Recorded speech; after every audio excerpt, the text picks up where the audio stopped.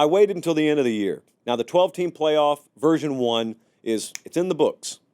What did we think about it? Did you like it? Did you not like it? Well, I hesitate to talk about this stuff because there is no black and white answer to this. It's not zero sum. It's not all good or all bad. Full disclosure, for those of you who don't know me, well, if you don't know me, you're probably watching the individual video, which means I would encourage you to subscribe to the channel because it's just college football all year, and we think we do a half-decent job on it. So help us out. Join us. It's free. You don't have to actually register for anything. Just subscribe to the channel. But if you don't know me, I was never crazy about expanding the playoff. But that means I just have a different worldview for college football, and I don't care about national championships all that much in this sport. I do in every other sport. Every other sport's about the playoff to me.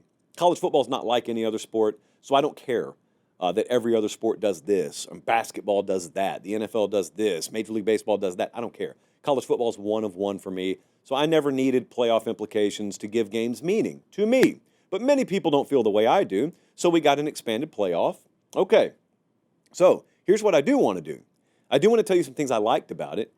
I think it's well documented what I don't like about it, but I'll revisit that briefly and I'll give you some new angles on it. But the first thing I want to touch on is something that I think most everyone agrees on. I haven't met a single person who looked at the way the seeding format happened this year and they said, oh yeah, I loved it.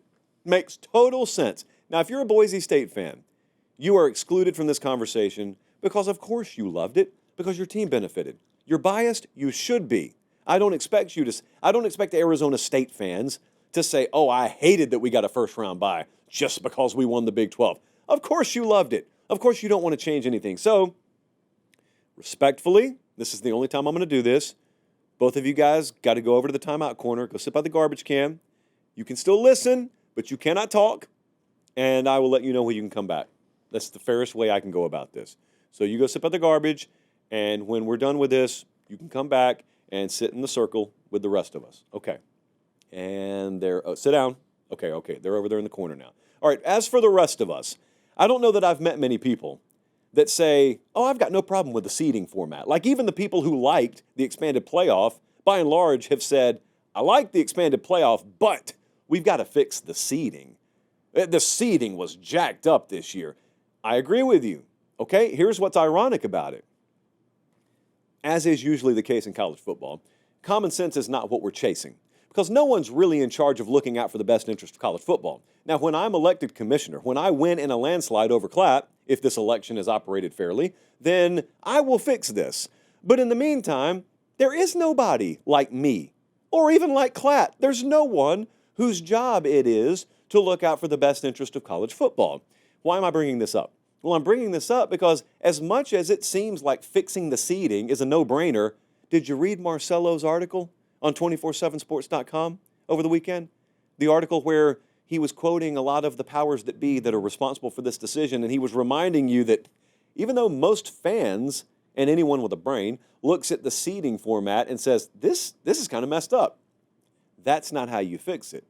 The ones who have to fix it are the commissioners of the conferences, plural. And not all of them have a problem with it. And you want to know why? Because none of them are looking out for the best interest of college football. They're looking out for their own best interests. So the Mountain West Conference commissioner has looked and said, honestly, I don't care that everyone's concerned about this. One of our teams got a first-round bye. We like that. The Big 12 commissioner, one of our teams got a first-round bye. We like that. We're not for changing the seeding format at all. Why would we do that? Why would we do something that cuts our legs out from under us? And hey, you want to know something? I'd be the same way if I were them. Because if I'm Brett Yormark, if I'm the Mountain West Conference commissioner, my job is not to look out for the best interest of college football. My job's to look out for my teams.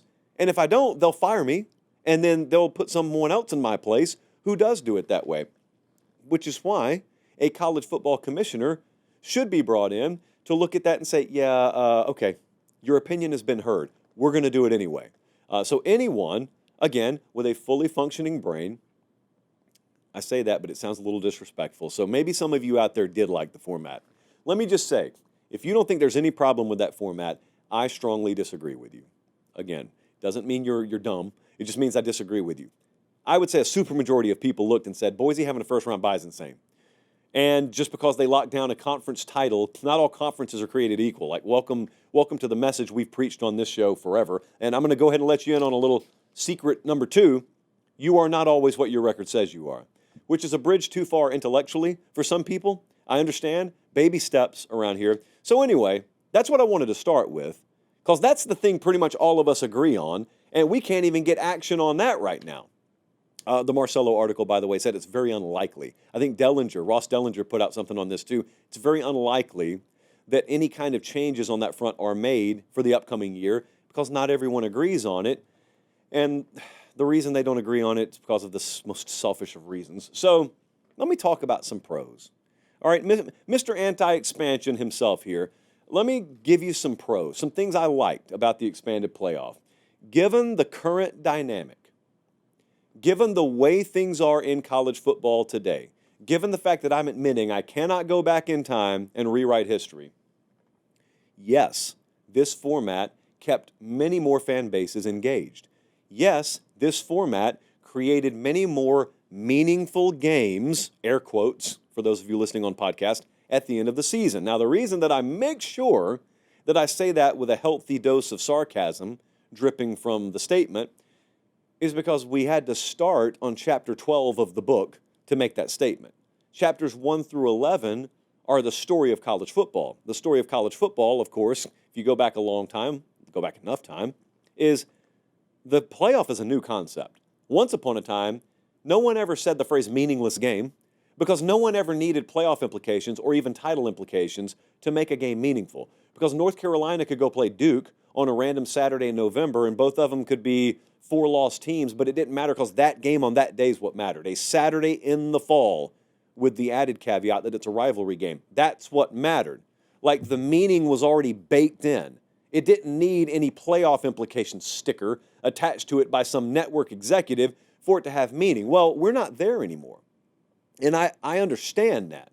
So that's why I say, if we accept that that's where we are now, and if we accept that there's enough of the population that does need playoff implications on their game for a November game to have meaning, then yes, I will easily admit to you, this format created more of that.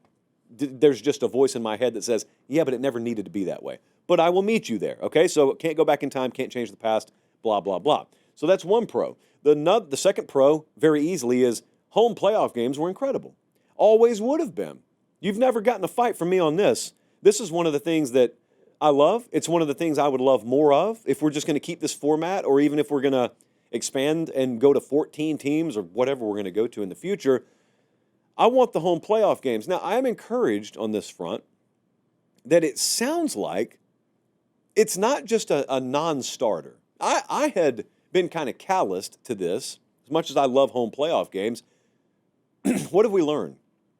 We have learned as fans of this sport that the more we love something, the less likely we are to get it. So you try and do the reverse psychology thing. You try to almost fake the powers that be and say, home playoff games, could take them, could leave them. Please, please, please, please. Well, I was listening to Rich Clark talk. He's I think the chair of the College Football Playoff Committee. And he said, yeah, we're going to take a look at that. Oh, cross the fingers. Now I know what's coming. I know that the hand that's offering me something is so I don't notice the fist being formed behind the back. I know this is going to have to come with more expansion. I get it. I know what they're doing to me at this point. They're not slick. I know what's happening. But if that's what it takes for me to get some home playoff games, okay. If it's going to happen anyway, I guess I want the playoff games to be at home. So I love that. I'll get to some more pros in a second. A con, something I didn't like. I got a nose itch. I don't like that either. I'm gonna skip through this pretty quickly because I have been over this before. But one of the cons to the college football playoff structure as it is now is it got a lot of support, and not all the support was like this, but a lot of the general fan support that fanned the flames of playoff expansion into becoming a reality was based on a lie. Again, I may not be describing you when I say this, but I know I'm describing many of you. Many of you looked at the 4-team format and you said, this is flawed. This does not give the little guy a shot. This does not give lower tier Power 5 or Power 4 teams a fair shot. It does not give G5 teams a shot. Like, no G5 team is ever going to have a shot to play for a championship in this format. And so you got sold on the idea that with more teams, with more seats at the table, those kinds of programs will have a better shot. But that was a lie. That was a lie when it was told even back then. And it continues to be exposed now. Here's the reality. You never really had a shot to begin with. That's the first reality. But the second reality is the best shot you had for a TCU or for a Cincinnati or for a UCF or a Boise to win a championship existed with the 4-team format. Josh, how can that be? Well, I'll tell you. You didn't have much of a shot then. But Cincinnati made the playoff a few years ago. That meant they were 2 wins from hoisting a trophy. UCF, they did not make the playoff in 2017, but they got very, very close. And they didn't make it, so like your mind tells you, well, they would have made it if we had a 12-team. They actually would have been further away from winning a title. They would have been further away from the ultimate Cinderella dream. And then think about TCU. TCU just a couple of years ago, they played for a national title. Well, Josh, they got drugged. They sure did. But they were technically 4 quarters away from a championship.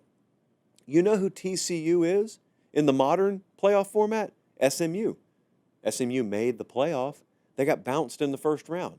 There's 0 times out of 100 that SMU wins this championship. Boise was given a first-round bye that they probably won't have in future formats, and they got taken care of pretty handedly by Penn State. And even if they pulled the upset there, they'd need to go on and upset 2 more teams to win a title. My point is, your Cinderella is not and never will be a Boise making a run. It won't be Cincinnati. It won't be TCU. Your Cinderella unmasked itself last night, and it's just a Goliath that tripped up a couple of times and was given a 3rd shot, and its name is Ohio State as an 8 seed. That's your Cinderella. That was always going to be the case. And let me tell you something right now to get you ready for this. Not all of you who will end up being angry about this are angry right now. And you want to know why? Because it wasn't an SEC team that played the role. It was Ohio State.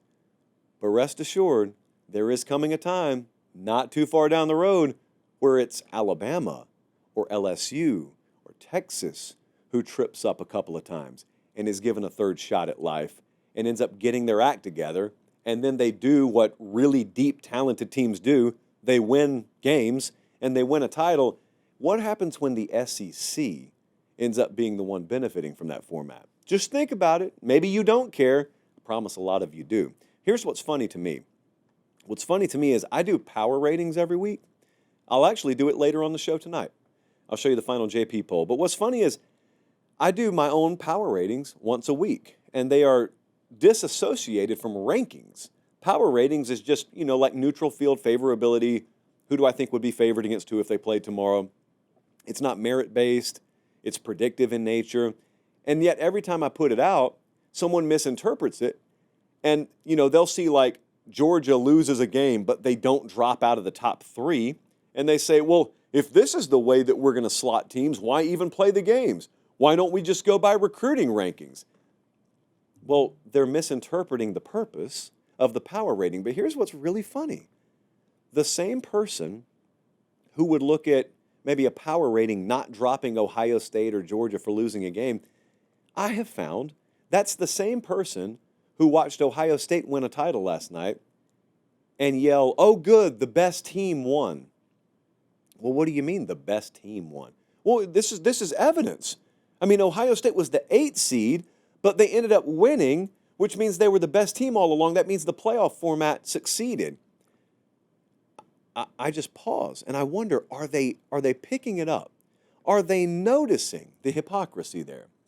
Because what you have done is you've devised a format, okay? You've devised a system that does what you claim the power rating format's doing. It's just it looks a little different. But see, in the power rating format, I'm not actually trying to rank teams. If I called myself ranking teams, like if I were pretending to be a playoff committee member and you lost a couple of games and I didn't really drop you out, that would be me openly saying, yeah, I know you lost, but I'm going to treat you different than Iowa when they lose. because I know you got some really good players, and I know at your best you're capable of winning any game you play, so you're not going to get punished like Iowa does. You would call that corrupt, and you'd be right. You'd be absolutely right, because the results on the field are ultimately what should be mattering. And what's funny is, in this new expanded format, what you've done is you've given second and, in some cases, third chances, because that will happen down the road. A 3-loss team will make a run. You've given second and third chances to teams who, given more opportunity, end up doing exactly what a more talented team than the field does, and that is get its act together, like Ohio State just did, and make a run. And I just find it really funny, the dichotomy of the people who have a ton of problems with the idea that a non-merit-based power rating doesn't punish teams when they lose because of how good their roster is. But you got no problem with this format that doesn't punish a team when it loses 2 times in a season, just plugging them in the playoff anyway, and then they go on a run. Oh, good, the best team won. Well, here's the concept. The concept, and maybe the difference between the way you view a sport and the way I view a sport, being college football, is I enjoy the maximum consequence on regular season games. So Ohio State loses to Oregon. Got no problem with it, man, because that was a high-level game. I was there in Eugene. I stood on the sideline for that game. It was amazing. But then they lose inexplicably to Michigan. It is my humble opinion that that should count for a lot more than it does in this new format. That doesn't mean the game's meaningless, but it means it has less meaning outside the fan bases. I mean, if I'm watching from Tempe, Arizona, if I'm watching from Spokane, Washington, that game has less significance because I watched the loser not be punished nearly as much as they would have been in previous formats. So they get in and they go on a run and they win it all. That is a con to me. That has devalued a critical part of the regular season. There's no way around that. And if you disagree with me, that's okay, but that just means we view the sport differently. All right, some more pros. I think the added inventory, so the added amounts of games, will inevitably yield some memorable results. Like the Texas-Ohio State game, I know it looks like it was handled by Ohio State. It wasn't. It was a dogfight. It was wire to wire. That's a great moment we would not have gotten in a condensed format. We wouldn't have gotten Notre Dame, Penn State, in all likelihood, in a condensed format. That one came down to the wire. Texas, Arizona State, we absolutely would not have gotten in a condensed format, and that one was an instant overtime classic, so that's inevitable. The more games you have featuring good teams playing each other, the more inventory you have, the more classic moments that you're going to yield. It's great. It's wonderful to watch in the moment. I will tell you a couple of more cons I have here. I think maybe most of you agree with this one. January 20th is way too late to be playing a national championship game. It's insane. So I don't know what the answer there is per se. Like, we can get into that in later episodes. But January 20th is so detached from the regular college football season that Ohio State played a game last night 51 days after the Michigan game. Or let me put it another way. If you didn't make a bowl game, so your season ended the last week of the regular season, it ended November 30th, the team that won the title played 51 more days than you did. Their final game was 51 days later than yours. Your staff has been working on different things than theirs for 51 days. But also, contrary to popular belief, burnout does exist. Sort of ambivalence to the maximum value of something does exist. You can't just string an audience along forever. The diehards you can. I don't care if we stretch it to March. I'll pay attention. But you can't expect a broad audience to pay attention. And another thing that I'll talk about is I don't love the exclusivity aspect that ESPN has. I don't love that the entire thing is housed under one network's roof. Can't blame ESPN. If I ran ESPN and I could acquire that entire property, I'd do it in a heartbeat. I'd do it in a heartbeat. I'm not talking about, nor am I blaming ESPN. I'm kind of upset that there aren't more players at the table like there are for NFL. In the NFL, you cannot watch the entire postseason product by watching one channel or one network.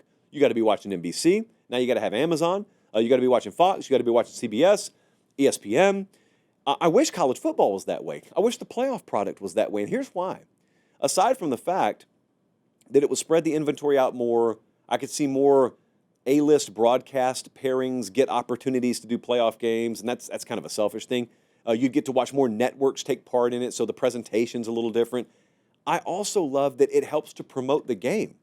Because when you're a Fox or you're an NBC or you're a CBS and you know you've got some playoff inventory, or you're Amazon or you're Netflix, and you know you've got playoff inventory, it greatly behooves you to promote the product. And so I noticed some complaints from you guys, or some observations from you guys yesterday, and it was something like this. You said, does it feel like the societal awareness of this game being tonight is really low? And I don't have the best way to gauge that because I live in the bubble. So, of course, I'm college football all the time, but you guys are out there living your lives, working your 9-to-5 job. You got kids, you got responsibilities. You're not consumed with college football every day of your life. So I got to trust you. I got to defer to you on this. Did you feel like maybe the awareness wasn't quite there like it had been in the past? If that's the case, that may be part of the reason. And to be honest, I'm not even sure someone at the network is in the best position to gauge that. Because they're kind of like me in a different sense. They're in the bubble.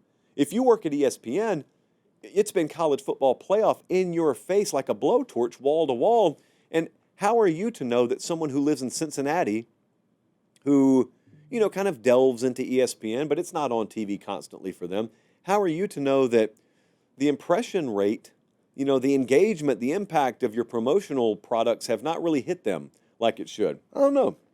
And maybe that's not a factor. And maybe it's anecdotally felt. I don't know. That may be a con. We'll see if that's a con moving forward.